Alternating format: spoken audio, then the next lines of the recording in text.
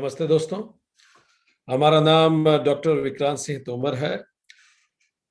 Project self incorporation USA Bharat की तरफ से आप सभी का हार्दिक स्वागत है। तपन चौरे फाउंडेशन की तरफ से हम आप सभी का स्वागत करते हैं। दोस्तों, हम लोग योग सूत्र सीरीज का अध्ययन कर रहे हैं और आज योग सूत्र का 5वां सेशन है। हम लोगों ने अभी तक जिन चीजों पे चर्चा की वो ये कि योग शब्द के 2 अर्थ हैं। युज मेलने, इसका मतलब योग कर देना। जीव और ईश्वर का जब योग हो जाता है, जिसको मोक्ष कहते हैं, निर्वाण कहते हैं, उसको हम योग कहते हैं। दूसरा अर्थ है युजिरे इति समाधि ही। हर वो साधन जो हमें उस योग की तरफ ले जाता है, वो साधन या वो साधना भी जो हमें समाधि की तरफ ले जाती है, योग कहलाती है। तो योग के 2 अर्थ, समाधि की तरफ ले जाने वाली साधना भी योग है और योग परमात्मा से एकाकार होना भी है। तो परमात्मा से एकाकार होने के आधार पर बहुत कम लोग इस दुनिया में योगी कहलाएंगे, किंतु यदि हम समाधि की परिभाषा को पालन करें तो बहुत सारे लोग उस यात्रा पे हैं और समाधिस्थ हैं, तो वो सभी योगी हैं। तो योग सूत्र में हमने पहला अध्याय प्रारंभ किया। पहला अध्याय का हमने पहला सूत्र लिया, अथ योगानुशासनम। अब हम योग अनुशासन को पढ़ना शुरू करते हैं। फिर हमने दूसरा सूत्र पढ़ना शुरू किया और दूसरा सूत्र था योगः चित्तस्य वृत्ति निरोधः। चित्त की वृत्तियों के निरोध को योग कहते हैं। चित्त जिसको माइंड भी कहा जाता है, उसके 2 अर्थ हमने बात की। एक अर्थ ये इनर इंस्ट्रूमेंट है। चित्त एक इनर इंस्ट्रूमेंट है जिसमें मन, बुद्धि, चित्त और अहंकार चारों होते हैं। और एक दूसरे अर्थ में चित्त का अर्थ वो भी होता है जो इकट्ठा करता है। तो ब्रॉडर सेंस में चित्त माइंड है और नैरो स्पेसिफिक सेंस में चित्त मेमोरीज हैं जो इकट्ठा भी करता है। सो हमने फिर यात्रा शुरू की चित्त को समझने की, अंडरस्टैंडिंग माइंड। योगः चित्तस्य वृत्ति निरोधः। चित्त की वृत्तियों के निरोध को योग कहते हैं। तो पहले हम चित्त को समझें। तो चित्त के 4 फंक्शंस हैं। There are 4 functions of mind. हमने बात की, पहला फंक्शन इज मन, माइंड, जो सेंसरी या प्रोसेसिंग यूनिट है, जो सारी फाइल्स का प्रोसेसिंग करता है, फाइल्स पे अपनी टीप लगाता है। अगर मन एक ऑफिस है, तो अगर पूरा माइंड एक ऑफिस है, तो जो मन है वो वहां टीप लगाता है। इट पुट्स टीप। मन, जितने भी विचार मन में आते हैं, जितने भी विचारों की फाइल्स आती हैं, उस पर वो टीप लगाता है। तो हमने पिछले सेशन में इस पे बात की थी। दूसरा इज चित्त। चित्त इज मेमोरी बैंक। ये वो बाबू है जो सारी फाइल्स इकट्ठी रखता है। हमने पिछली बार चित्त पे भी बात की थी और एक हमने उसमें मेडिटेशन भी किया था। तो चित्त वो बाबू है जो सारा रिकॉर्ड रखता है। वो बाबू वो फाइल्स मन को देता है। मन उन फाइल्स का अध्ययन करता है, उसको अपने फोकस में लाता है, जिसको हम परसेप्शन कहते हैं, और फिर मन उस पर अपनी टीप लिख के आगे बढ़ा देता है। फाइल आगे कहाँ बढ़ाता है उस पर अपन अलग से चर्चा करेंगे। पर आज जो चौथा फंक्शन है माइंड का, उस पर चर्चा करेंगे। आज हम बात करेंगे अहंकार पे। योगः चित्तस्य वृत्ति निरोधः। तो जब तक हम चित्त को ढंग से नहीं समझेंगे, हम इस ग्रंथ की यात्रा को ढंग से नहीं कर पाएंगे। हमने मन पे बात की, हमने चित्त पे बात की, आज हम बात करेंगे अहंकार पर। क्या होता है अहंकार? इट इज अहम करणम अहंकारः। अहम मतलब आई, करणम मतलब दैट क्रिएट्स आईनेस। आईनेस इज कॉल्ड अहंकार। आईनेस, identity. What and how do I identify with? मैं खुद को किस चीज से आइडेंटिफाई करता हूं? बहुत सिंपल भाषा में अगर आप एक छोटे बच्चे को समझाना चाहें तो अहंकार ये है, I am dot dot dot dot, जो भी आप इस डॉट में लिख रहे हैं वो सब अहंकार है। जैसे आई एम विक्रांत, ये नाम हो गया। आई एम मेल, ये जेंडर हो गया। आई एम हिंदू, ये धर्म हो गया। आई एम क्षत्रिय, ये जाति हो गई।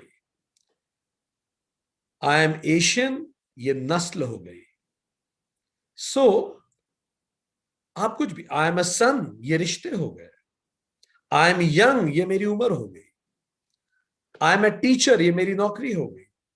सो जहां जो भी आप इस लाइन के आगे लिखेंगे वो सब आपकी आइडेंटिटी है। आप खुद को किससे आइडेंटिफाई करते हैं। अब जैसे ही आप खुद को एक आइडेंटिटी देते हैं, अक्सर तो हमें आइडेंटिटी पैदा होने के पहले ही मिल चुकी होती है। पैदा होने के पहले ही हमारा धर्म, हमारी जाति, हमारा कुछ हद तक कई बार रंग भी, कई बार देश, नस्ल, वर्ण, रिश्ते, बहुत कुछ पहले से ही मिले चुके होते हैं। तो हम जैसे ही पैदा होते हैं इतनी सारी आइडेंटिटीज तो हमें डे वन पे हमें दे दी जाती है।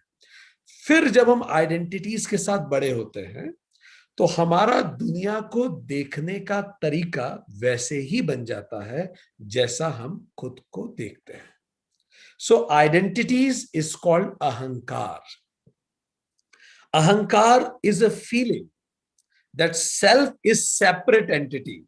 अहंकार ये भाव है कि मैं सेपरेट हूं इस पूरी यूनिवर्सल इंटेलिजेंस से, यूनिवर्सल कॉन्शियसनेस से।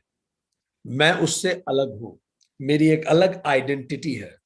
इस अलग आइडेंटिटी को अहंकार कहते हैं, जो महत्वपूर्ण है, जरूरी है, क्योंकि ये जो अलग आइडेंटिटी है इसको आपको खाना भी खिलाना पड़ेगा, अन्यथा ये शरीर आपका चलेगा नहीं।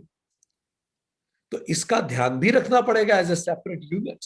तो कुछ हद तक अहंकार महत्वपूर्ण भी है।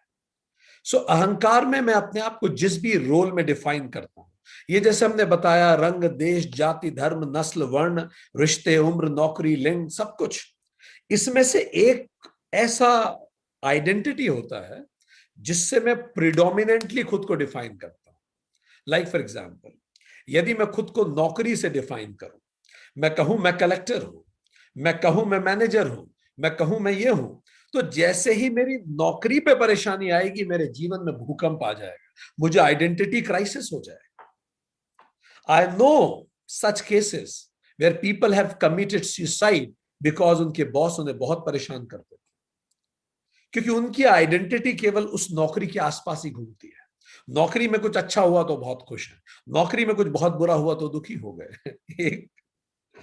एक मैनेजर साहब थे, जनरल मैनेजर, वो जब भी जोक सुनाते थे उनके सारे मैनेजर्स, जो बाकी मैनेजर्स थे, वो लुढ़क लुढ़क के हंसते थे। तो जब भी जीएम जोक सुनाते सारे मैनेजर जोर जोर से हंसते।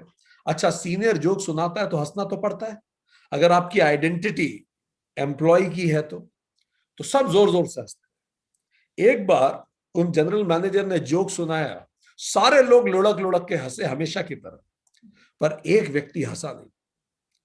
जनरल मैनेजर को इसकी बिल्कुल आदत नहीं थी। जनरल मैनेजर ने बड़े गंभीर होकर पूछा उससे, क्या बात है, आज तू हंस रहा नहीं है? तो उस व्यक्ति ने बड़ी विनम्रता से उत्तर दिया, वो सर मैंने एक दूसरी कंपनी में अप्लाई किया था, कल ही वहां से अपॉइंटमेंट लेटर आ गया है सर, तो अब मैं जाऊंगा और वहां के जनरल मैनेजर के जोक पे हंसूंगा सर, आपके जोक पे हंसने की मेरी बाध्यता समाप्त हो चुकी है सर।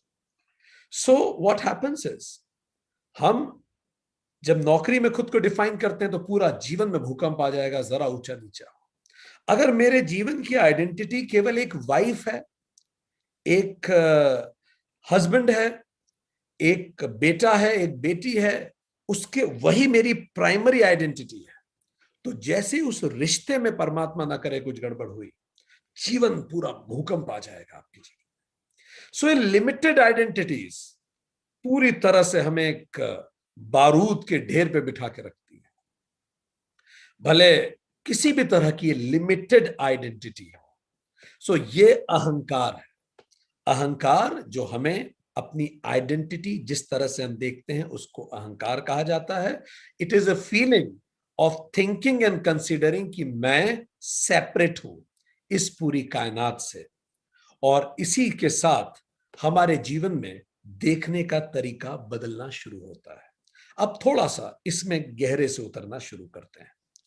अहंकार से कैसे देखने का तरीका बदलता है और क्या अहंकार ही ईगो है, थोड़ा सा इस पे चर्चा करें। अहंकार इज नॉट ईगो। अहंकार is the sense of our own identity. मेरी आइडेंटिटी का सेंस, ये जितनी आइडेंटिटी है, जितनी अभी हमने बता दी, ठीक। ईगो क्या है? Sense of importance I give to myself. अहंकार सेंस ऑफ आइडेंटिटी है, ईगो सेंस ऑफ इंपॉर्टेंस है। अहंकार is what you think you are. Fine. Who you think you are, I mean आपको क्या लगता है आप कौन हैं? आप पुरुष हैं, आप व्यक्ति हैं, जो भी हैं, इंसान हैं, तो ये अहंकार। ईगो क्या है? What do you think you are. आप अपने आप को पता नहीं क्या समझते हो फिर, ठीक। अहंकार means iness, ego means considering yourself highness, ठीक। अहंकार ही सबस्ट्रक्टम है जिसपे ईगो जन्म लेता है। आइडेंटिटी होती है, फिर आप उस आइडेंटिटी को जरूरत से ज्यादा महत्व देने लगते हैं। भगवान कृष्ण बार बार गीता में कहते हैं, जब अर्जुन कहता है मैं उन्हें नहीं मारूंगा, तो भगवान कृष्ण कहते हैं भी अर्जुन तू मारेगा। याद कीजिए चैप्टर 11, भगवान कृष्ण कहते हैं अर्जुन तू मारेगा उन लोगों को, वो तो मरे हुए हैं, मेरी इच्छा के बिना तो तू अंगूठा भी नहीं हिला सकता, तू क्या मारेगा, तू तो मरे हुए को मार। हम अननेसेसरी अपने आप को बहुत महत्व देते हैं। भगवान कहते हैं तू नहीं भी होगा तो कोई और मारेगा उन्हें, उनका मरना निश्चित है, तू बेकार में ही खुद को इतना महत्वपूर्ण बना रहा है। ये ईगो है। जैसे छिपकली छत पे चिपकी रहती है और उसे लगता है छत मैंने उठा रखी है। माता पिता जब अपने बच्चों को प्रेम करते हैं, उनको लगता है हमारे बिना बच्चा एक दिन नहीं जी पाएगा। जरा जाके देखिए और दुनिया भर का सर्वे कीजिए, ऐसे कितने बच्चे हैं जिनके माता पिता बचपन में नहीं रहे और आज उन्होंने दुनिया में झंडे गाड़े हैं अपनी योग्यता के, अपने परफॉर्मेंस के। हम अननेसेसरी ही रिश्तों में, नौकरी में, जीवन में, या फिर इस पूरे प्लेनेट पे खुद को जो इतना ज्यादा महत्व देते हैं, ये हमारा ईगो है। इतना महत्व, जबकि साइंस ये प्रूव कर चुकी है कि मक्खियों के बिना, मधुमक्खियों के बिना ये प्लेनेट नहीं चल सकता, इंसान के बिना बहुत अच्छे से चल जाएगा। हम अननेसेसरी इसको महत्व देते हैं खुद को। सो ईगो इज इंपॉर्टेंट, बुरा नहीं है ईगो, इंपॉर्टेंट है। Ego is wrong, to be avoided. अहंकार is neutral, ego is biased. So अहंकार को अगर आप एक नंबर लाइन पे प्लॉट कर दें, तो 0 जो होगा उसको आप अहंकार कहेंगे, पॉजिटिव की तरफ जाएंगे तो उसको सेल्फ रेस्पेक्ट कहेंगे। सेल्फ रेस्पेक्ट, अहंकार को आप नंबर लाइन पे प्लॉट कर दीजिए। Self respect is positive side, ego is negative side, अहंकार इज न्यूट्रल। अहंकार बिल्कुल बीच में है। अहंकार केवल आइडेंटिटी है, और फिर उस अहंकार के साथ जब मन और चित्त जुड़ना शुरू होते हैं, तब फिर खेल शुरू होता है, जिस पे भी हम बात करेंगे। सो 3 शब्द हमने बोल दिए, अहंकार, ईगो एंड सेल्फ रेस्पेक्ट। अहंकार और ईगो में हम अंतर बता चुके हैं, and please don't confuse ego as अहंकार, इट इज नॉट। अब क्यों फिर उसको ईगो बोलते हैं? क्योंकि कोई ट्रांसलेशन ही नहीं है ना इंग्लिश में, क्या करेंगे? इस गहन चेतना तक उतर पाना हर जगह संभव नहीं था, तो भाषाओं में उन शब्दों का विकास नहीं हुआ। फिर ईगो और सेल्फ रेस्पेक्ट में क्या अंतर है? ईगो इज एग्रेशन, एग्रेसिव होना। Self respect is assertive. Self respect मतलब मैं जो कहूं वो सुना जाए, मैं अपनी बात खुद मुख्तारी से रख पाऊं। ईगो इज एग्रेशन, केवल मेरी बात सुनी जाए। Self respect sees everybody as equal, मैं सबको समान मानता हूं। ईगो, आई एम इंफीरियर और सुपीरियर एनीवेज, बराबर नहीं, या तो सबसे बड़ा हूं या छोटा हूं। Self respect we should have, ego we should not have. Self respect leads to confidence, ego leads to over confidence. So हमने ये देखा कि अहंकार एक न्यूट्रल एस्पेक्ट है, ये तटस्थ है, ये किसी दिशा में नहीं है। पर जब अहंकार मन और चित्त से जुड़ता है तो फिर ड्रामा शुरू होता है, फिर वर्ल्ड व्यू शुरू होता है। ठीक, कैसे ये खेल शुरू होता है जरा देखें। और इसी खेल से अहंकार कलरिंग कर देता है, हम पोत देते हैं सारी दुनिया को, we colour the world. Perfect. चलिए आपको हम अभी एक एक्सपेरिमेंट से बताते हैं कि हमने दुनिया को कैसे कलर कर रखा है। Think of 3 people whom you love the most in this world. Okay, think of 3 people whom you love the most in this world. उन 3 लोगों का चेहरा दिमाग में लाइए, देखिए किनके चेहरे आ रहे हैं।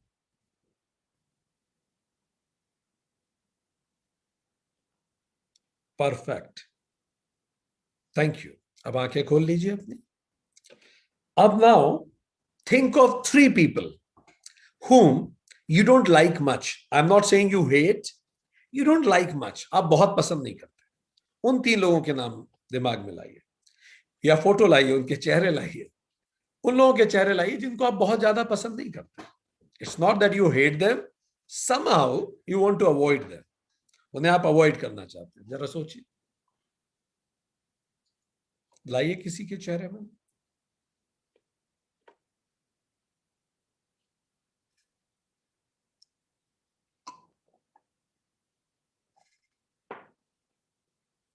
परफेक्ट।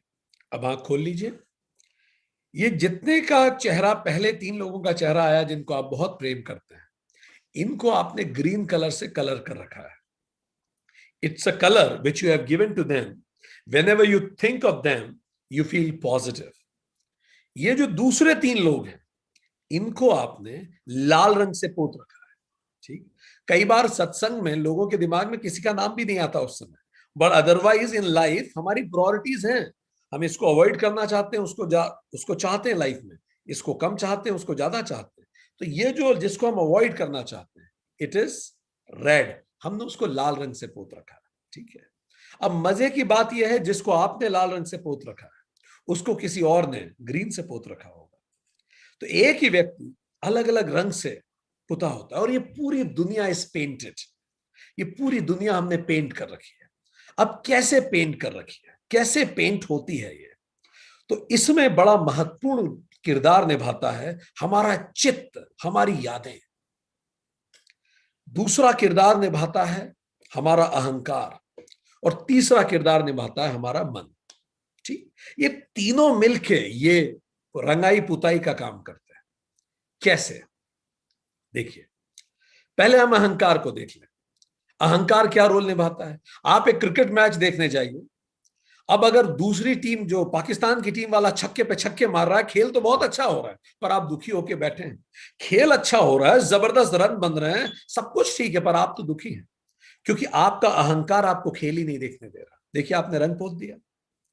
शकलेन मुश्ताक कितना ही अच्छा खेले, आपको पसंद नहीं आ रहा, क्योंकि आपने उसे रेड में पोत रखा है। अब रेड में जिन जिनको आपने पोत रखा है, उसका परफॉर्मेंस भी आपको नहीं दिखेगा, उसकी अच्छी चीजें दिखेंगी नहीं, आप ब्लाइंड हो जाएंगे उसके प्रति। सो दिस इज हाउ अहंकार पुट्स अ रोल।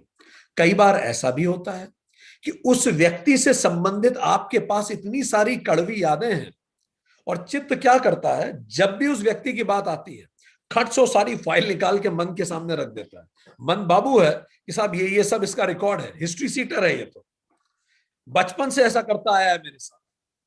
तो बस आपके पास इतनी सारी यादें हैं। अच्छा, ऐसा भी है कि उस व्यक्ति ने बहुत कुछ अच्छा भी किया होगा, पर यहां वो जो बाबू है वो आपके पास नेगेटिव फाइल्स लाके रखता है। सो आप उसको नेगेटिवली एक्सेस करना चालू करते हैं। ठीक, तो यही कौन सी यादें आपको उस व्यक्ति के बारे में बार बार आती हैं जब भी आप उसको देखते हैं, ये चित्त लेके आता है। उसकी कौन सी चीजों पे आप फोकस करते हैं। चलिए, वो यादें आई, पर do you focus on those memories. ये फोकस मन करता है, और ये फीलिंग कि उसने मेरे साथ बुरा किया, ये अहंकार है। ये तीनों की ट्रिनिटी है जो हमारी दुनिया को रंगीन बना देती है। रंगीन मतलब इन अ बैड वे, ठीक, न्यूट्रल नहीं रहने देती हमें। जैसे मैं सास हूं, अब द मोमेंट मेरी आइडेंटिटी कि मैं सास हूं, मैं बहू को उतना अप्रिशिएट नहीं करूंगी जितना जितना मैं बेटी को अप्रिशिएट करूंगी। बहू की गलतियों को मैं बिल्लोरी का वो मैग्नीफाइंग ग्लास से देखूंगी और बेटी की गलतियों को मैं माइक्रोस्कोपिक से देखूंगी। तो मैं लेंस ही बदल लूंगी इसके बेसिस पे कि गलती किस कौन कर रहा है। जो अपना होता है उसकी गलती भी क्षम्य हो जाती है और जो दूसरा पक्ष का होता है उसकी गलतियों पे ज्यादा चर्चाएं होती है। सो इस तरह से हमारा वर्ल्ड जिसको हम देखते हैं, दुनिया वैसी नहीं है जैसी हम देखते हैं।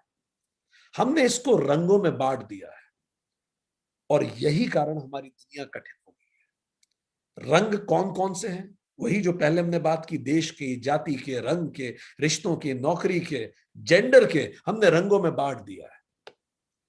एक नेताजी पहले एक पार्टी में थे, कुछ समय बाद दूसरी पार्टी में आ गए। जब वो उस पार्टी में थे तो जिस पार्टी में थे उस पार्टी में उन्हें सब कुछ बहुत अच्छा लगता था और विपक्ष बुरा लगता था।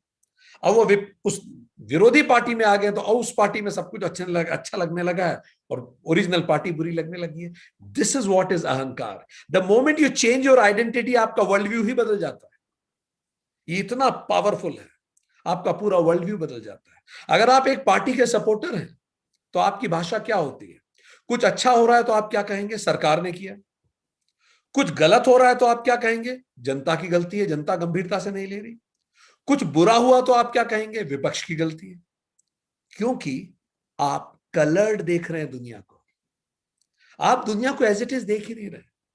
अगर कोई आपका दोस्त है, उसने अच्छा किया तो आप कहेंगे बड़ा टैलेंटेड है मेरा दोस्त। उसने बुरा किया तो आप कहेंगे क्या करें ना, सिचुएशन सी ऐसी आ गई उसके सामने, वो क्या करता बताइए आप। अच्छा, कोई आपका दुश्मन है, उसने अच्छा किया तो लकी है वो, देखो बाय चांस कर गया। और कोई आप जो जिसको आप पसंद नहीं करते उसने बुरा किया तो हम तो पहले से ही कहते थे वो वैसा ही है। So you could see that we don't see world as it is. And इस सब के कारण चित्त में लहरें उठती है। इस सब के कारण हम दुनिया को वैसा देखते ही नहीं है और हमने पूरी दुनिया को कलर्ड कर दिया है। ये दुनिया जो न्यूट्रल होनी चाहिए थी, we see things as we are, not as they are. तो क्या करें? Decolouring. Yoga Sutra D colouring का तरीका है। ना रेड ना green, as it is, no colour, no colour at all. Observant हो जाइए आप। जहां भी आप आसपास चीजें देखें, जैसे ही आपने कहा कितना अच्छा है ना, ये देखिए हो गया ग्रीन कलर। आपने जैसे ही कहा ये खराब है, देखिए हो गया ना रेड कलर। हम इतने आदतन है कलर करने की। हम कुछ खा रहे हैं तो वहां कलर कर देंगे, हम किसी से मिल रहे हैं तो वहां कलर कर देंगे। 24 घंटे हम रंग लगाते रहते हैं, चितेरे जैसे। तो करें क्या? There are 3 steps method of अनकलरिंग।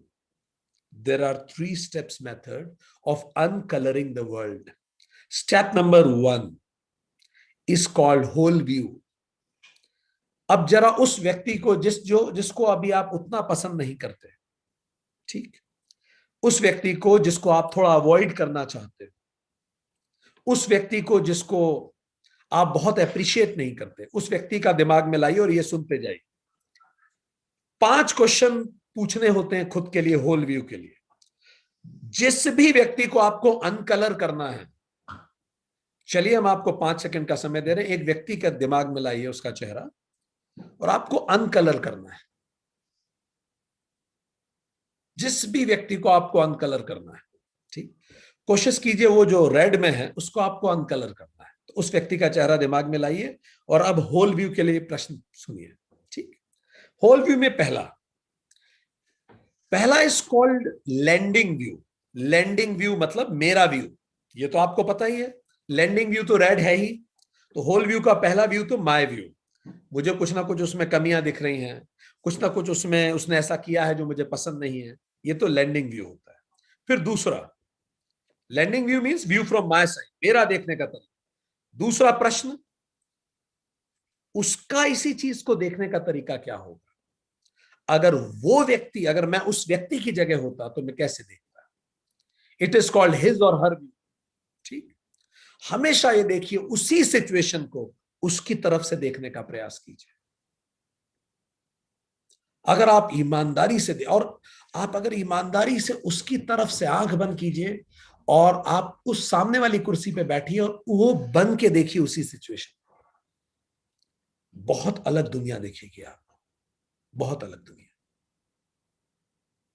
So it is his view, उसका व्यू क्या है। तीसरा प्रश्न, व्यू ऑफ अदर्स। क्या जो मेरी राय है उसके बारे में सभी की वही राय है? क्या सभी ऐसा सोचते हैं? कई बार ये होता है चूंकि मेरे साथ अच्छा व्यवहार नहीं करता इसीलिए वो खराब है, पर बाकी सबके साथ तो बाकी सब तो अच्छा सोचते हैं उसके बारे में, ये भी होता है। इसको भी काउंट कीजिए। This is third question. Fourth question, wide view. Wide view क्या है? वाइड व्यू मतलब क्या वो हमेशा से ऐसा रहा है, डे वन से, या कभी कुछ अच्छे पल भी थे, न्यूट्रल पल भी थे? Think about those good times, restore your self in those good times. उस पे सोचिए, उस गुड टाइम्स के बारे में सोचिए। एंड आखिरी, जब आप ये चारों कर चुके हो, उसके बाद एक Omkar view. Ek Omkar view, the view from the higher. अब सारे परिप्रेक्ष्य को एक साथ देखिए। मेरा व्यू ये है, उस व्यक्ति का व्यू ये है। अगर उस व्यक्ति के पॉइंट ऑफ व्यू से देखें तो बहुत अलग है। मैं मेरे बेटे को टोकता रहता हूं किसी बात पे, उसका व्यू क्या है उसी चीज को देखने का? तीसरा, क्या वो हर रोल में सभी के साथ खराब है? तीसरा, जब आप देखेंगे कि नहीं ऐसा नहीं है, वो बाकियों से तो ठीक है, तो इसका मतलब मैं उसको खराब लेबल नहीं कर सकता, मुझे वो लाल रंग हटाना पड़ेगा, उतना ज्यादा नहीं रख सकता मैं। चौथा, क्या वो शुरू से ही ऐसा रहा, या फिर उसके जीवन की कुछ ऐसी घटनाएं रही जिसने उसे वो बना दिया जो वो है? क्योंकि कोई व्यक्ति मूलतः तो बुरा नहीं होता, कभी तो अच्छा रहा होगा। What was that time? Think of it. ये चार, और आखिरी एक Omkar view. So it is called whole view. W for white, H for his और her view, O for others view, L for landing view मतलब my view, and E for एक Omkar view, whole view. जब आप इसको गंभीरता से देखेंगे तो आप देखेंगे कि आप उस व्यक्ति के प्रति अब थोड़े लिबरल हो रहे हैं। आप इसको थोड़ा प्रैक्टिस करेंगे, बार बार इस पे विचार कीजिए, you will become more liberal. वो लाल रंग अब उतना गहरा लाल नहीं बचेगा, पर फिर भी डी कलरिंग इतनी सरल नहीं होती, मन फिर भी उसको कलर करना चाहेगा ही। So next is step two, it is called role view, ROLE, role. ठीक, इसमें 3 क्वेश्चन खुद से पूछने होते हैं। एम आई परफेक्ट, क्या मुझ में कोई कमी नहीं है जो मैं दूसरों की कमियों में इतना इंटरेस्ट ले रहे हूं? ये बहुत इंपॉर्टेंट प्रश्न है। Who am I to tell them कि वो व्यक्ति बुरा है या वो लाल रेड कलर में है? Am I perfect? Second, who am I to जज, मैं कौन होता हूं जो जज करूं?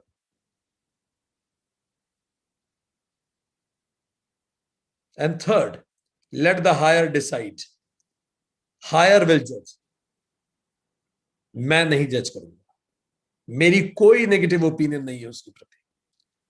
ठीक, ये 3 प्रश्न बार बार खुद से पूछे, इससे डी कलरिंग और तेज होगी। इस पे मेडिटेट कीजिए उस व्यक्ति को लेकर। आखिरी इज स्टेप 3, इससे जनरली डी कलरिंग हो जाती है। It is called soul view. Soul view, soul view का मतलब है वो व्यक्ति अपने जीवन की यात्रा पर है, उसकी आत्मा अपने जीवन, उसकी जीवात्मा अपनी यात्रा पे है, उसके अपने अनुभव रहे हैं, मेरे अनुभव बहुत अलग हैं, उसकी जीवात्मा के अपने अनुभव रहे हैं और उसके अनुभवों ने उसे वो बना दिया जो आज है। अगर वो बहुत गलतियां कर रहा है तो वो बेबी सोल है, अभी इतना परिपक्व नहीं हुआ। अगर वो बहुत मटेरियलिस्टिक है तो बेबी सोल है, अभी इतना परिपक्व नहीं हुआ, धीरे धीरे परिपक्व होगा। एंड यू डोंट जज ए बेबी, जैसे आप एक छोटे बेबी को जज नहीं करते, उसकी शरीर की उम्र नहीं, उसकी जीवात्मा की उम्र अभी बेबी ही है, वो भी मैच्योर होगा। जैसे हम बेबी को जज नहीं करते, लेट मी नॉट जज, everybody will evolve in due course, let me send blessings, मैं ब्लेसिंग्स भेजू। ये 3 स्टेप बार बार दोहराइए, जनरली इससे व्यक्ति के प्रति डीकलरिंग हो जाती है। पर इसके बाद भी अगर कलरिंग रह जाए तो फिर solution is rebirth, law of Karma, rebirth. हम फिर से आते हैं और डीकलर करना पड़ता है। जब तक हम न्यूट्रल ना देखने लगे इस दुनिया को, हम आते रहेंगे बार बार। सो ये जो अहंकार का रंग है जब तक पूरा ना हटे तब तक हम बार बार आते रहेंगे। हम पाकिस्तान से नफरत करते हैं तो एक दिन पाकिस्तान में पैदा होंगे अगले जन्म, एंड हम देखेंगे इंसान वहां भी बसते हैं। हम किसी धर्म से नफरत करते हैं तो अगले जन्म उसी धर्म में पैदा होंगे और समझेंगे मानवता वहां भी बसती है। जब तक हम न्यूट्रल ना हो जाए, जब तक ये राग द्वेष खत्म ना हो, ये क्लिंजिंग प्रोसेस चलती रहती है, ये क्लिंजिंग प्रोसेस चलती रहती है, इट प्यूरिफाइज। और इससे धीरे धीरे एक मल्टी डायमेंशनल व्यू क्रिएट होता है, जहां आप चीजों को सही गलत में नहीं आंकते, अच्छे बुरे की किताबें उठा के फेंक देते हैं। आप अगर आज किसी का व्यू समझ नहीं पा रहे हैं, इस तीनों स्टेप्स के बाद भी, whole view, role view, soul view के बाद भी नहीं समझ पा रहे हैं, तो निश्चित रखिए आप अगले जन्म में उसी रोल में पैदा होने वाले हैं, लिख के ले लीजिए आप। क्योंकि universe really want to help you, कि तुम थ्योरेटिकली तो नहीं समझ पा रहे हो, तो लिव अ कंप्लीट 90 साल का जीवन जियो उस रोल में, and then you will understand what does it means being a female in India. आपको नहीं समझ में आ रहा अभी उसका दर्द, आप जन्म लीजिए और सीखिए। So her view will bring you another, आपको एक फिर से वापस आएंगे आप। कई बार आपके साथ, अगर इस बार आपके साथ अत्याचार हो, आपने अत्याचार किया है, तो you will come back again and आप पर अत्याचार होगा, and you will realise it कि हाँ, how does it feel. So we come back again and again, we take roles, we take those places where we want to learn. फिर इससे क्या होता है, इससे एक न्यूट्रल व्यू जन्म लेता है। जो न्यूट्रल व्यू, या तो ये 3 स्टेप प्रोसेस से हो जाए। कितनी बार स्त्री पुरुष में झगड़ा केवल अहंकार के कॉन्फ्लिक्ट का ही हो जाता है, और वो अहंकार मूल ये होता है कि मैं पुरुष हूं, तुम स्त्री हो। जितना सघन आपका यह अहंकार है, उतनी ही बार आप बार बार स्त्री के रूप में जन्म लेंगे, इसको समझने के लिए। सो धीरे धीरे एक न्यूट्रल व्यू आता है, नो कलरिंग, एंड देन आप खुद को रीडिफाइन करते हैं। ये जो आईने से रीडिफाइन होती है, आप वर्ल्ड को भी रीडिफाइन करते हैं, जगत प्रपंच को रीडिफाइन करते हैं, और आप खुद को रियलाइज करते हैं कि मैं वही ब्रह्म हूं। और तब तक ये पुनर्जन्म की चक्र चलता रहता है। अहंकार जब तक एक ओमकार में नहीं मिल जाता, ये खेल चलता रहेगा। जब तक हम राग देश के परे होकर न्यूट्रल ना हो जाए, ये खेल चलता रहेगा।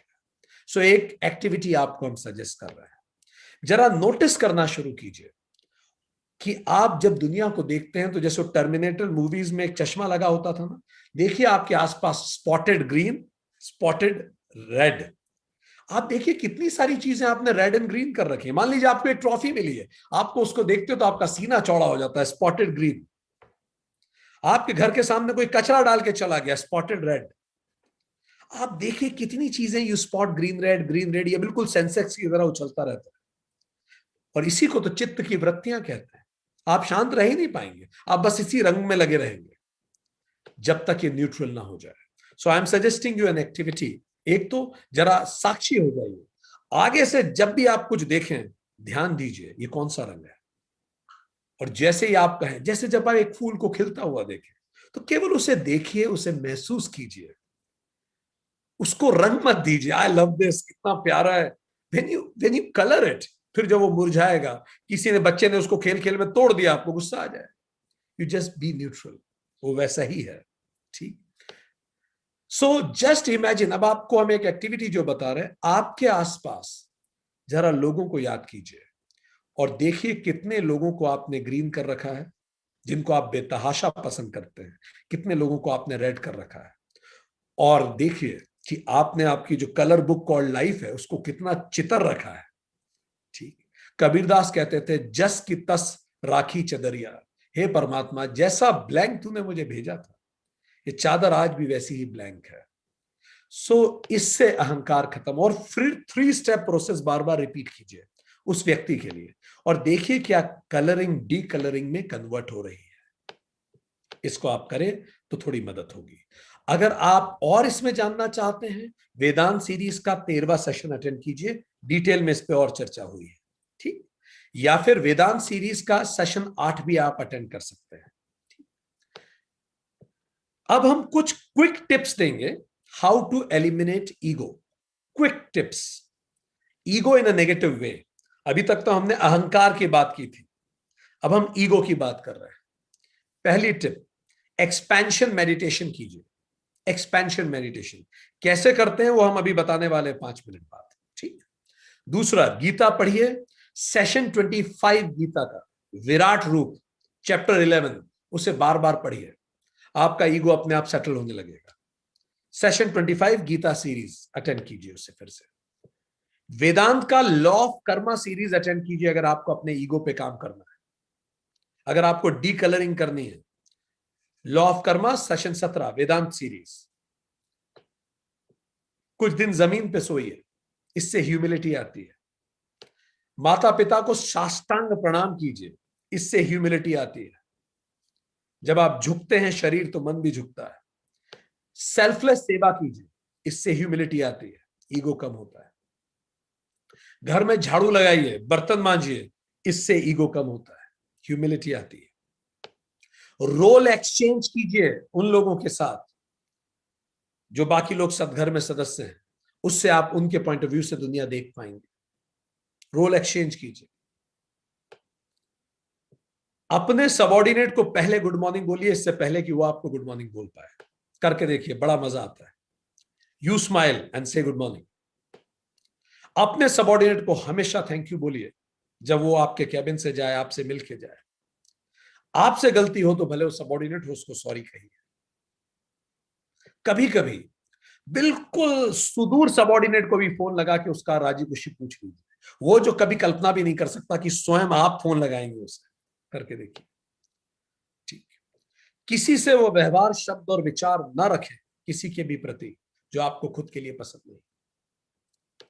अपने मुफलिसी के दौर की एक निशानी जरूर अपनी टेबल पे रखिए। वो दौर जब आप डरे हुए थे, घबराते थे, कॉन्फिडेंट नहीं थे, वो निशानी आपको हम्बल रखेगी। अभी न्यूज में आता है कलेक्टर ने किसी को चाटा मार दिया। वो मुफलिसी की दौर, वो जो तैयारियों के दौर होते हैं, उसका सिंबल जब आप सामने रखते हो, यू बिकम हम्बल। हो सके तो एक कुर्सी की फोटो से छोटी सी ड्राइंग बना के अपनी टेबल पे रख लीजिए। ये आपको याद दिलाएगी कि जो लोग मुझसे मिलने आ रहे हैं वो मुझसे मिलने नहीं आ रहे, वो इस कुर्सी से मिलने आ रहे हैं। तो आपको अहंकार अपने आप नहीं बढ़ेगा, आपको याद रहेगा कि ये लोग इस कुर्सी से मिलने आ रहे हैं, मेरी क्या कदर है। अपने हाथ से बड़ा बड़ा लिखिए अहंकार, और उसको जाइए छत पे, उसको फाड़िए पूरे मन से और उड़ा दीजिए हवा में। ये सबकॉन्शियस मैसेज है that I want to be humble in life. अपने हाथ से लिखिए अहंकार, माचिस से उसको जला दीजिए उस कागज को, और जैसे जैसे वो एक एक अक्षर जलता हुआ दिख जाए, आप उसको गौर से देखिए, आप में ह्यूमिलिटी बढ़ेगी। एक प्लांट जब लगाएं उसके साथ अपना अहंकार लिखिए, कागज पे गड्ढा खोद के उसको भी दबा दीजिए। 5 तत्वों में अपने अहंकार को विलीन कर दीजिए। यहीं से तो हम आए थे। उसको जल में बहा दीजिए। मृत्यु जो याद रखता है उसका भी अहंकार नहीं होता। ये 14th टिप है, 14वीं टिप, मृत्यु को हमेशा याद रखें। 15वां, किसी भी इवेंट पे समय से 5 मिनट पहले पहुंचे और किसी के वहां ना आने पे नाराज नहीं हुए, भले आप वहां के चीफ गेस्ट ही क्यों ना हो, इट्स फाइन। इससे भी ह्यूमिलिटी आती है। कभी कभी साइकिल से ऑफिस जाइए। और जब भी किसी से मिले तो कोशिश कीजिए कि मुझ में और उनमें कॉमन क्या है, इसको देखें। कम से कम रोज 2 लोगों की तारीफ जरूर कीजिए, या एक ही व्यक्ति में 2 तारीफ के लायक चीजें ढूंढिए। अगर आपको व्यक्ति में तारीफ के लायक चीजें नहीं दिखती तो किसी मनोवैज्ञानिक को दिखाइए। इसका मतलब अभी हमारे मानस को डॉक्टर की जरूरत है।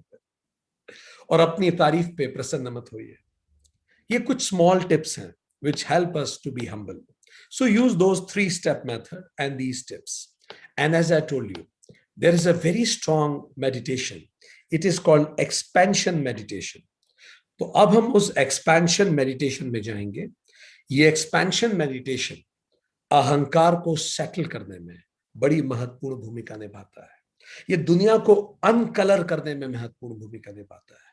To see the world as it is, to see things as it is, इसमें महत्वपूर्ण भूमिका निभाता है। तो चलिए, हमने जैसा आपको मैसेज भिजवाया था, आप जहां भी हो, जिस भी स्थिति में हो, अपने आप को कंफर्टेबल कीजिए। और now let's enter into this wonderful expansion meditation, जो भगवत गीता के 11वें अध्याय से प्रेरित है। सो आप में से जो लेट सकते हैं वो लेट जाएं, जो बैठना चाहते हैं वो बैठ जाएं। एंड हम अब एक सघन मेडिटेशन में जाएंगे। जिस भी मुद्रा में आप खुद को कंफर्टेबल समझते हैं, आप उस मुद्रा में अपने आप को ले लें।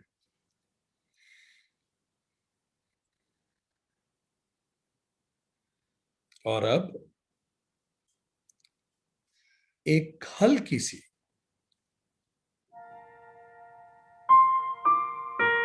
गहरी सी सांस लीजिए।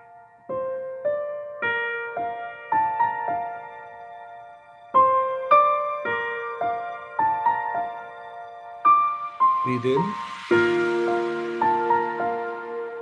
Breathe out, breathe in,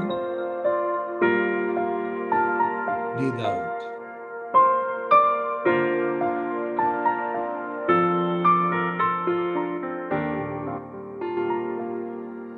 breathe in, breathe out. Relax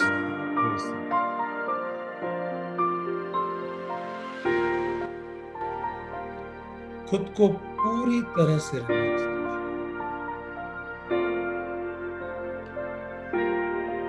comfortable posture में आ जाइए।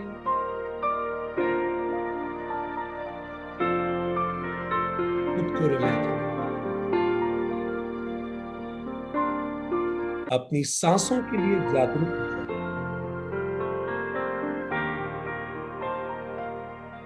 सांसों पे ध्यान। Breathe in, breathe out, breathe in, breathe out. अपनी सांसों की लय पे ध्यान। Breathe in, breathe out. एक और गहरी सांस। Breathe in, breathe out.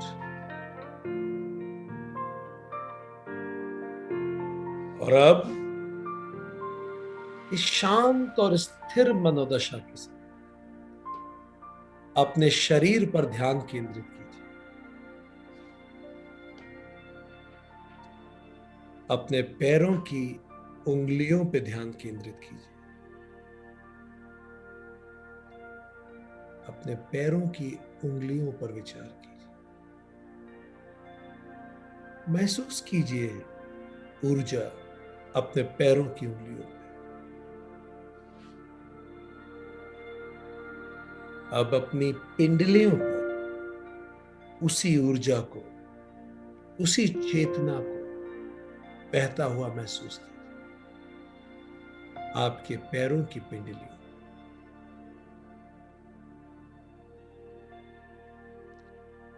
अब अपने घुटनों और जांघों में उसी चेतना को महसूस कीजिए। Completely relaxed, relaxed. आपके पैर पूरी तरह से रिलैक्स्ड हो चुके, रिलैक्स्ड, रिलैक्स्ड।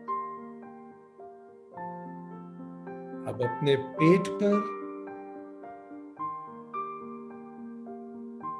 उसी चेतना को महसूस कीजिए, कंप्लीटली रिलैक्स्ड। चेतना रिलैक्सिंग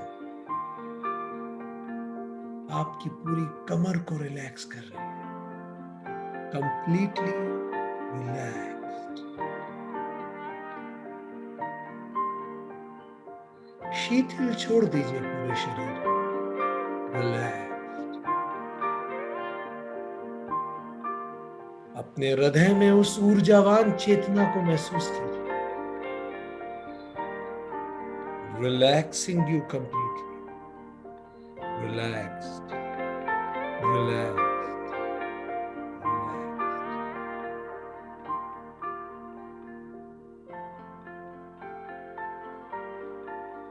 अब अपने हाथों में उसी चेतना के गमन को महसूस कीजिए,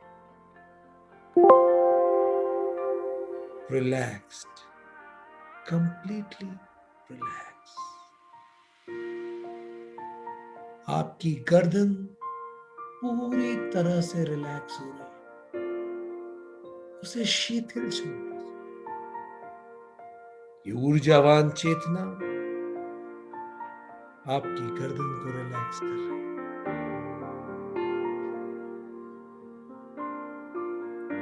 अब समस्त चेतना अपने मस्तक में भौं के मध्य स्थापित की। ये पूरी चेतना आपके मस्तक भौहों के बीच स्थापित हो, कंप्लीटली रिलैक्स्ड।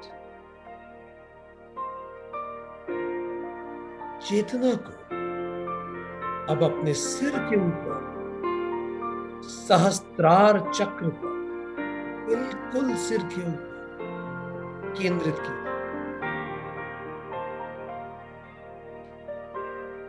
अपनी चेतना को बिल्कुल अपने सिर के ऊपर केंद्रित कीजिए और गहरा। जैसे ही हम 3 से 1 कहेंगे, आप और डीप रिलैक्सेशन में जाएंगे। 3, deeper, 2, more deeper, 1, deepest relaxation.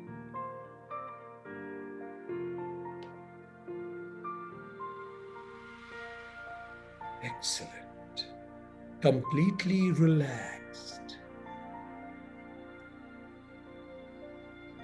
और अब हम जैसे ही 5 से 1 गिनेंगे, आपकी चेतना आपके शरीर को छोड़कर ऊपर उठना शुरू होगी। 5, धीरे धीरे चेतना का उठना प्रारंभ। शरीर को छोड़, ये सीमित शरीर को छोड़कर वो अनंत चेतना उठ रही है। 4, शरीर से ऊपर चेतना उठ रही है। 3, और ऊपर। अब आपको अपना खुद का शरीर दिख रहा है, आप देख सकते हैं उसे। 2, और ऊपर। और जैसे ही हम 1 कहेंगे, आप बाहर से ऊपर से अपने शरीर को देख पाएंगे। 1, और ऊपर। आप देख सकते हैं, आप अपने आप को महसूस कर सकते हैं। इससे कोई फर्क नहीं पड़ता कि कितना स्पष्ट आप देख पा रहे हैं। केवल ये ऊर्जा, ये इंटेंशन महत्वपूर्ण है, ये साक्षी भाव महत्वपूर्ण है। आप साक्षी बनिए, देखिए, साक्षी बनिए, स्वयं को ऊपर से देखिए, गौर कीजिए, अपने बॉडी पोस्चर को देखिए। देखिए, आप ऊपर से खुद को देख पा रहे हैं, महसूस कर पा रहे हैं। अपने फेशियल एक्सप्रेशन को देखिए, चेहरे को देखिए, अपने कपड़ों के रंग, उसके टेक्सचर को देखिए। क्या पहना है आप? देखिए, आप खुद को देख पा रहे हैं, आप महसूस कर पा रहे हैं।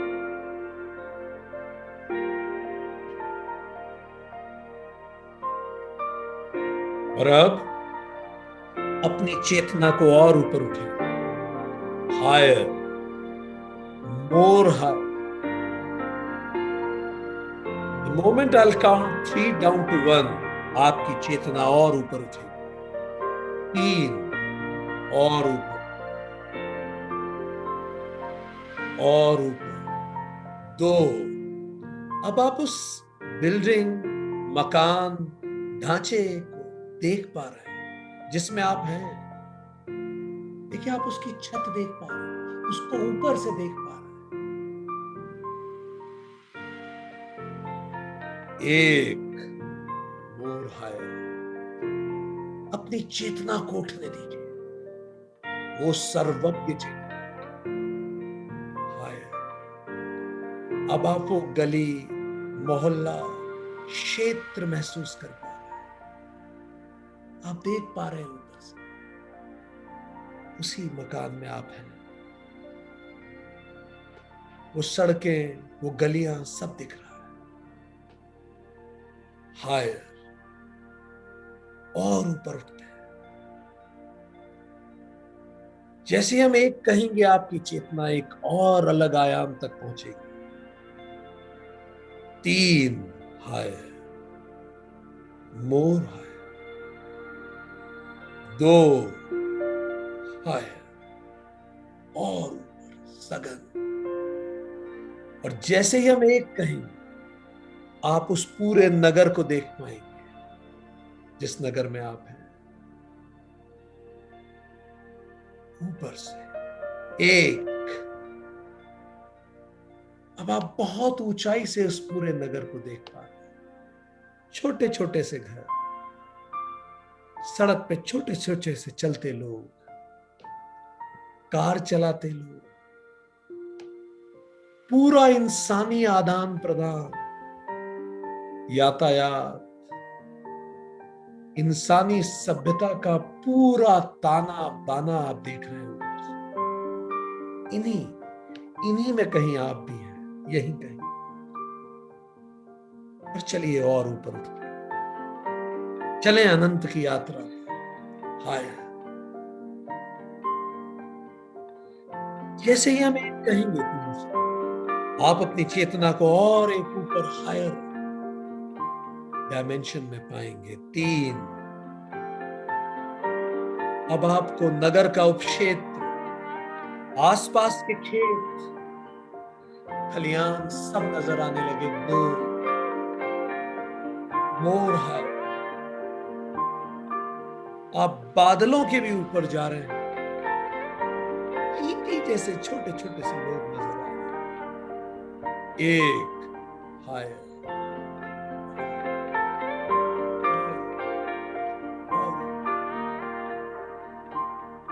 हम अपनी चेतना को और विराट में ले जाए। हायर। अब बड़े बड़े पर्वत, शिखर, नदियां, सब आप ऊपर से देख पा रहे हैं। बड़ी बड़ी घाटियां, लैंडस्केप्स, बड़े बड़े मैदान, हाय, अपनी सर्वज्ञ चेतना को और उठाएं। अब आप मौसम, बादल, प्रकाश सब देख।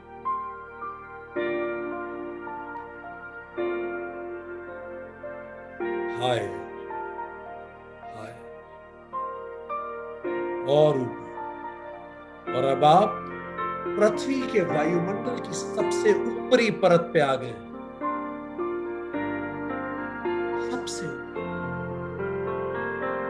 और अब हम जैसे ही 3 से 1 कहेंगे, आप अपने इस ग्रह को छोड़ इस ग्रह से परे निकल जाए। 3। हायर, आपकी चेतना इस नीले ग्रह से भी परे होती जा रही है। 2। अब आप अपने ग्रह से ऊपर उठिए। 1। अब आप अपने ग्रह पृथ्वी को दूर से देख पा रहे हैं। आपका ग्रह एक गोल नीला ग्रह, एक अद्भुत दृश्य। आप नीले नीले महासागरों को देख पा रहे हैं। कत्थई जमीन आपको दिख रही है। वनस्पतियों का हरा रंग आप देख पा रहे हैं। रेगिस्तान का पीला रंग आपको दूर से दिख रहा है। धरती,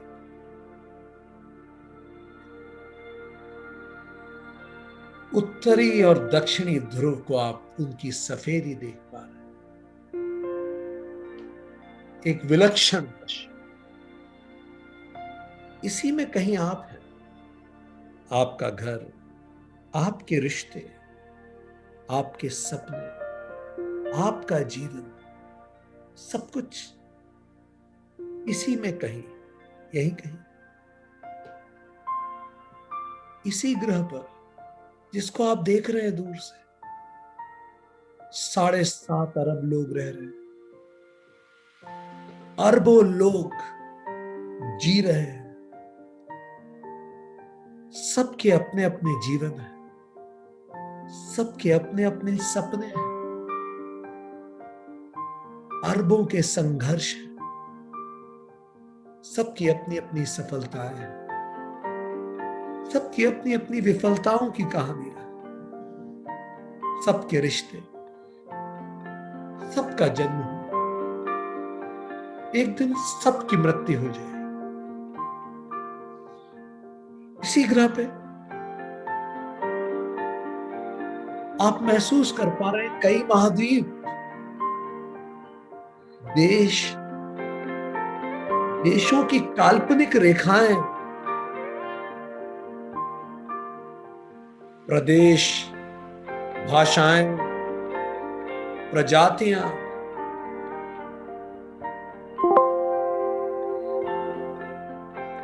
समाज, समूह, संगठन, कई इकाइयां, सब यही तो है। इसी ग्रह पर हमारा ग्रह, यही तो बच्चे, बुजुर्ग, युवा, हर उम्र, वर्ग, संप्रदाय, रंग, जाति, पंथ, लिंग के लोग यही तो रहते हैं असंख्य विभिन्नताओं के साथ।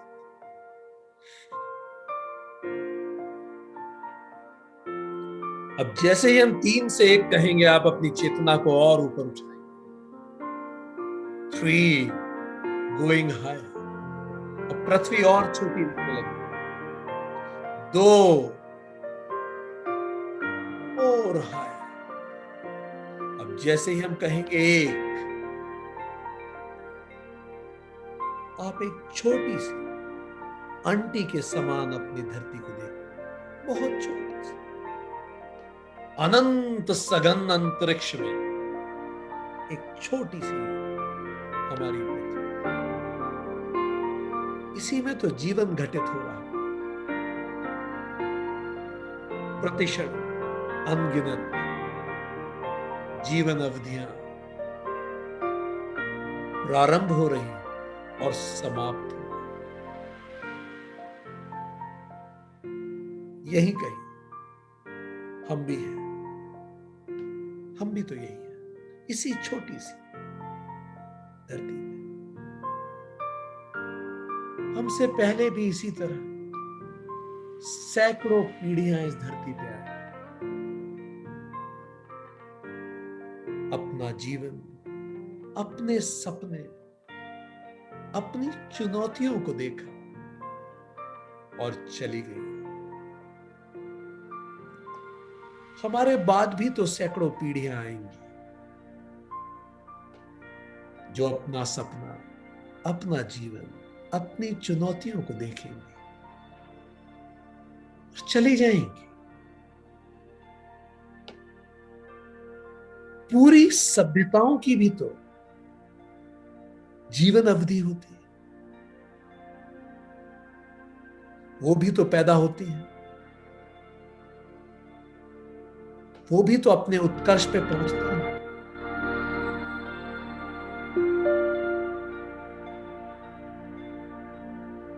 वो भी तो फलती फूलती है और एक दिन उनका भी पतन हो जाता है। कितनी ही सभ्यताएं आई, फली फूली और खत्म हो गई। कितने ही महान शहर बसे, उन्नत हुए और खत्म हुए।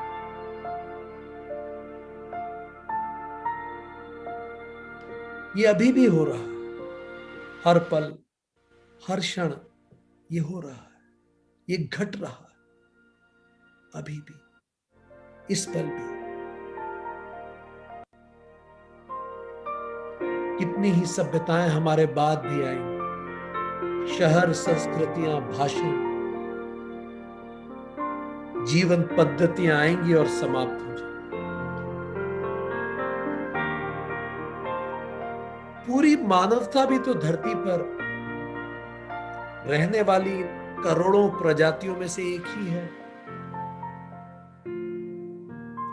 हर प्रजाति इसी तरह अपनी जीवन अवधि से गुजर रही है।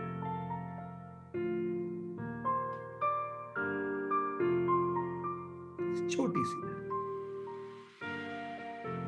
मनुष्य स्वयं भी इस रूप में धरती पर कुछ लाख साल पूर्व ही तो आया। यह सारी प्रजातियां भी तो इस धरती पर कुछ करोड़ साल पूर्व ही तो आई।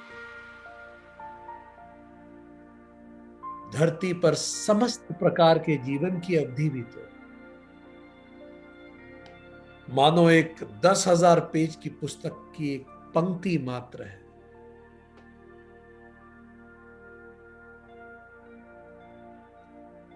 हाय, अरबों साल पुराने इस ग्रह पर जीवन भी तो अभी अभी ही आया है। जिस ग्रह को आप देख रहे हैं,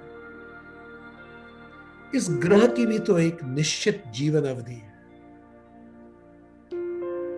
इसका भी तो जन्म, उत्कर्ष और मृत्यु होगी। हर ग्रह जो अरबों साल पहले एक तारे के विस्फोट से बना, उस पर जीवन आया, वो फला फूला। एक दिन वो ग्रह भी तो अपने ही सूरज में समा जाएगा। और अब हम और सघन चेतना की ऊंचाइयों में जाएंगे। जैसे ही हम एक कहेंगे, आप और ऊपर उठेंगे चेतना में। 3, आप और दूर जा रहे हैं उस पृथ्वी से, और सघन अंतरिक्ष में। 2, अब सारा सौर मंडल दृश्य हो रहा है, सारे ग्रह, हमारा सूर्य। और जैसे ही हम एक कहेंगे, आप इस आकाश गंगा के अनंत तारों को एक साथ देखेंगे। एक, इस अनंत आकाश गंगा को महसूस करें। इस आकाश गंगा के अनंत तारों की तरह हर सूर्य भी अपनी जीवन अवधि में अपने ग्रहों को पोषित करके समाप्त हो जाए और इस आकाश गंगा में समा जाए।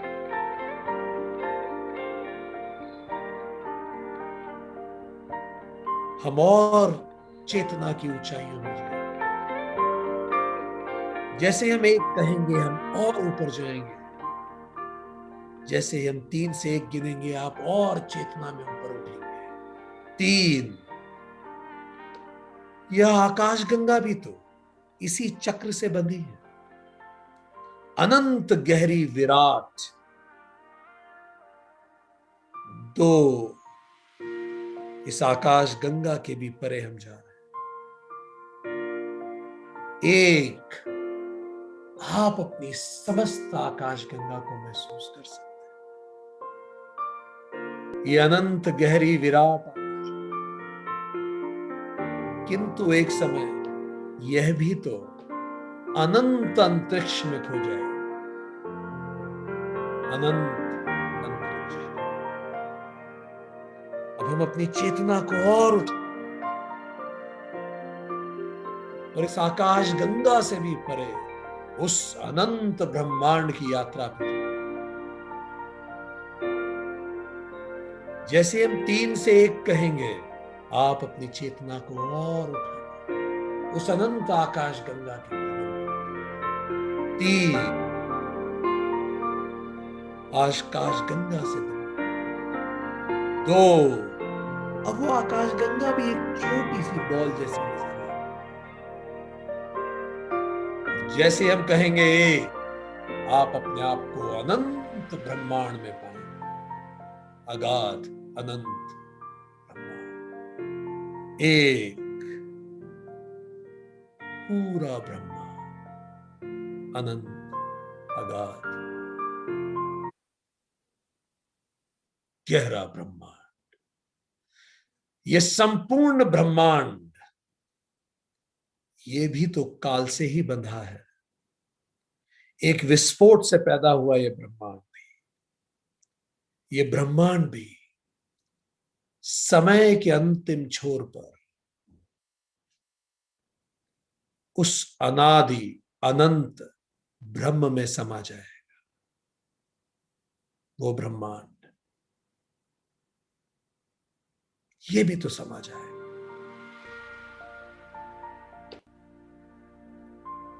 महसूस कीजिए किस तरह यह अनंत विस्तारित चेतना पुनः ब्रह्म में लीन हो रही है। क्योंकि यह समस्त ब्रह्मांड उसी ब्रह्म में ही तो लीन हो जाए।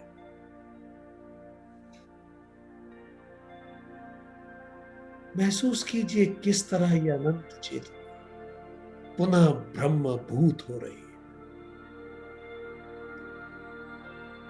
महसूस कीजिए अपने आप को उस ब्रह्म से एकीकार में महसूस कीजिए।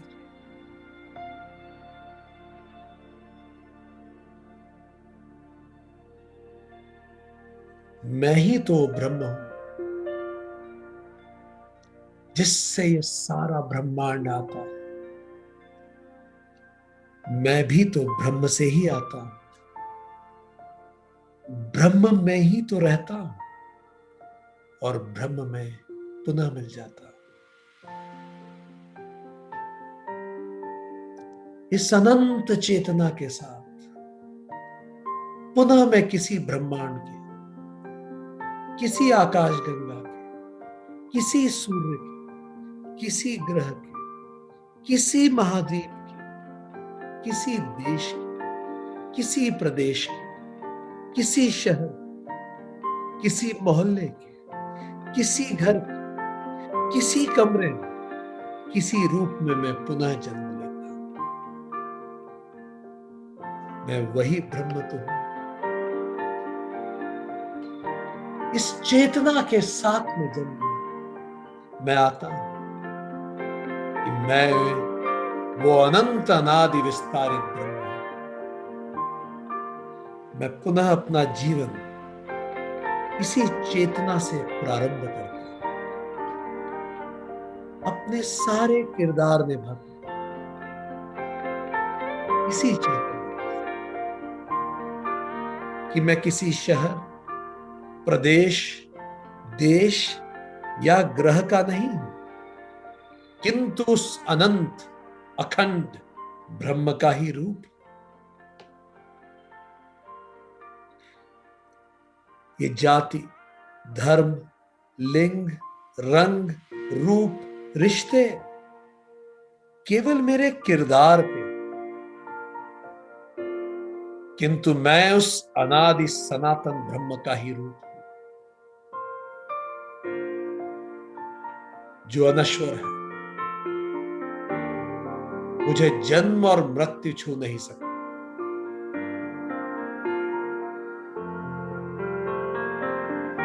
ये शरीर, रूप और किरदार जन्म लेते हैं और समाप्त हो जाते हैं, और मैं अजर, अमर, अरूप, सनातन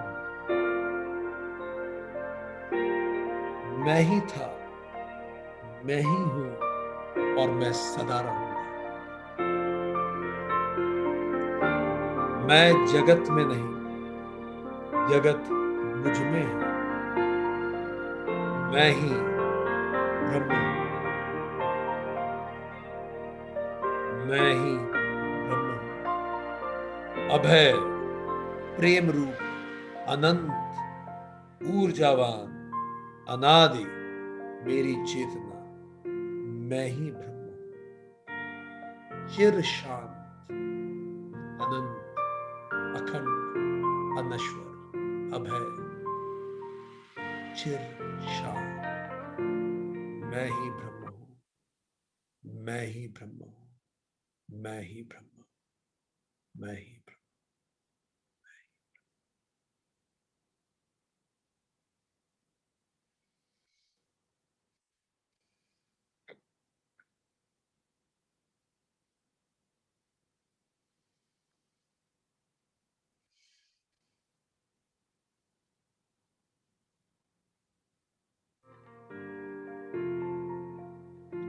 अब इस परम चेतना को अपने मस्तक में स्थापित कर लीजिए और इस परम चेतना के ऊर्जाकरण अपने शरीर के एक एक कोने तक बिखर जाने दीजिए। आपका रोम रोम ऊर्जावान हो चुका है इस परम चेतना से। अखंड ब्रह्मांड आप में समाया है, अनंत यात्रा के यात्री। आप पूरी तरह से ऊर्जावान, शांत, प्रसन्न महसूस कर रहे हैं। और अब जब भी आप तैयार हो, धीरे से अपनी आंखें खोल लीजिए।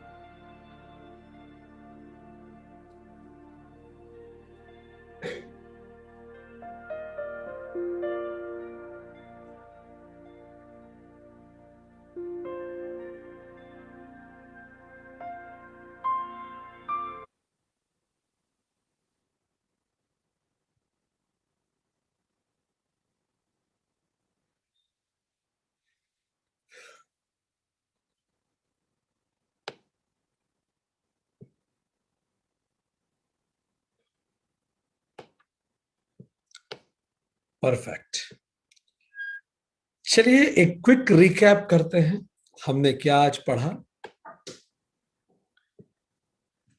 हमने आज बात की अहंकार पे। अहंकार अहम करणम है, अपनी आइडेंटिटी, और जैसी हमारी आइडेंटिटी होती है वैसी ही हम दुनिया को देखते हैं। हमारी आइडेंटिटी हम लिंग, रंग, देश, जाति, धर्म, नस्ल, वर्ण, रिश्ते, उम्र और नौकरी में परिभाषित करते हैं, और जैसा हम खुद को देखते हैं वैसा ही दुनिया दिखती है। हमने देखा कि किस प्रकार अहंकार ईगो नहीं है, वो आइडेंटिटी है। ईगो खुद को इंपॉर्टेंस देना है, अहंकार न्यूट्रल है। सेल्फ रिस्पेक्ट उसका पॉजिटिव उपयोग है, ईगो उसका नेगेटिव उपयोग है। और हमने देखा कि किस प्रकार अहंकार हमारे वर्ल्ड व्यू को डिफाइन करता है। मन, चित्त और अहंकार मिलकर दुनिया को रंग देते हैं। और इसीलिए अहंकार प्राइमरी सोर्स है दुनिया को रंग देने का। जितना अहंकार होगा दुनिया उतने अलग अलग रंगों में दिखेगी। तो क्या करें, हम 3 स्टेप मेथड यूज करें अनकलर करने के लिए। Step 1 is called whole view. Whole view means WHOLE, wide view, W for wide view. Wide view mean का मतलब क्या वो व्यक्ति सभी रोल में वैसा ही है, क्या वो शुरू से वैसा ही रहा, या फिर उसके जीवन की कुछ घटनाओं ने उसे वैसा बना दिया। H फॉर हिज और हर व्यू, उसका देखने का नजरिया क्या है रियलिटी को। O फॉर अदर्स व्यू, दूसरे उसके बारे में क्या सोचते हैं। L for landing view and E for एक ओमकार व्यू। जब आप इस पे गहराई से सोचेंगे तो डी कलरिंग शुरू होगी। इससे भी काम नहीं होता तो फिर से विचार कीजिए role view. Step 2, role view में 3 प्रश्न खुद से पूछिए। एम आई परफेक्ट, क्या मैं परफेक्ट हूं जो दूसरों को जज करूं। दूसरा, हु एम आई जज टू जज, मैं कौन होता हूं किसी को जज करने वाला। और तीसरा, वो परमात्मा है, वो निर्धारित करेगा कौन सही कौन गलत। तीसरा है सोल व्यू। इससे भी अगर रास्ता ना निकले तो सोल व्यू, हर व्यक्ति उसकी सोल जर्नी पर है। कई बेबी सोल होते हैं, गलतियां करते हैं, उनका व्यवहार सम्यक नहीं होता, उन्हें माफ करें, उनको ब्लेसिंग्स दें। They will also evolve in due course of time. अगर इन तीनों स्टेप से भी काम नहीं बचता तो फिर अगली स्टेप ही रीबर्थ है। लॉ ऑफ कर्मा कहता है हम तब तब बार बार आते रहेंगे जब तक हम इस लाल और हरे को न्यूट्रल ना कर दें। हम बार बार आएंगे। It's a eternal cleansing process, it's a purifier till we don't develop a multi dimensional view. हम फिर से रिबर्थ लेंगे, कभी स्पेक्टेटर बन के आएंगे, कभी परपेट्रेटर बन के आएंगे, कभी विक्टिम बन के आएंगे। हम हर उस रोल को निभाएंगे इस धरती पे पुनः आकर जिस रोल से हमें लगता है कि हम उसको अलग अलग रंग में रंगते हैं। तो ईगो को कैसे मैनेज किया जाए? एक्सपेंशन मेडिटेशन करें, गीता पढ़ें, वेदांत पढ़ें, जमीन पे सोएं, साष्टांग प्रणाम करें, माता पिता को सेवा करें, अपने सबऑर्डिनेट को कॉल करें, पहले उन्हें गुड मॉर्निंग विश करें, झाड़ू लगाएं, किसी से वो व्यवहार शब्द आचरण ना करें जो आपको पसंद नहीं, मुफलिसी के दौड़ की निशानी रखें, सामने कुर्सी का एक फोटो रखें ताकि याद दिलाएं जो मिलने आ रहा है कुर्सी से मिलने आ रहा है।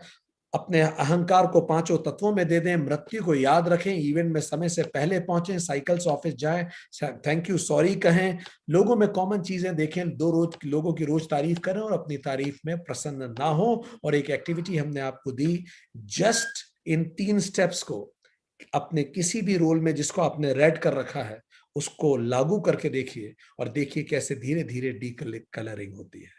और इस एक्सपेंशन मेडिटेशन को आगे भी कंटिन्यू कीजिए। आज के लिए इतना ही।